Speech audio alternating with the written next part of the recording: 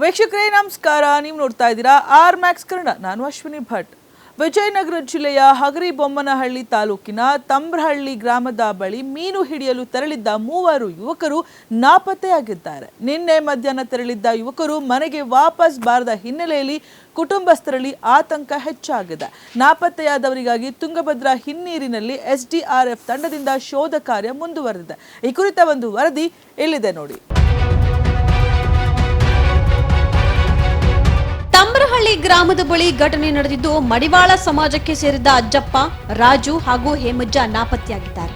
ನಿನ್ನೆ ಮಧ್ಯಾಹ್ನ ಮೀನು ಹಿಡಿಯೋಕೆ ಅಂತ ಹೋಗಿದ್ರು. ಆದ್ರೆ ಸಂಜೆ ಕಳೆದ್ರು ಕೂಡ 3 ಮನೆಗೆ ವಾಪಸ್ ಬಾರದ ಹಿನ್ನೆಲೆಯಲ್ಲಿ ಕುಟುಂಬಸ್ಥರು ಆತಂಕಗೊಂಡಿದ್ದಾರೆ. 3 ನಾಪತ್ತೆಯಾಗಿರುವ ಕುರಿತು ಸ್ಥಳೀಯರು ಹಗರಿಬೊಮ್ಮನಹಳ್ಳಿ ಪೊಲೀಸರಿಗೆ ದೂರನ್ನು ನೀಡಿದ್ದಾರೆ.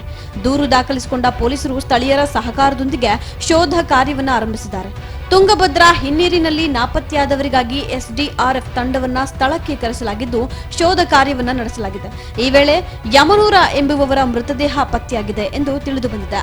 ಇನ್ನುಳಿದ 2 ನಾಪತ್ತೆಯಾದವರಿಗಾಗಿ SDRF ಸಿಬ್ಬಂದಿ ಹಾಗೂ ಸ್ಥಳೀಯರು ಶೋಧ ಕಾರ್ಯವನ್ನ ಮುಂದುವರೆಸಿದ್ದಾರೆ.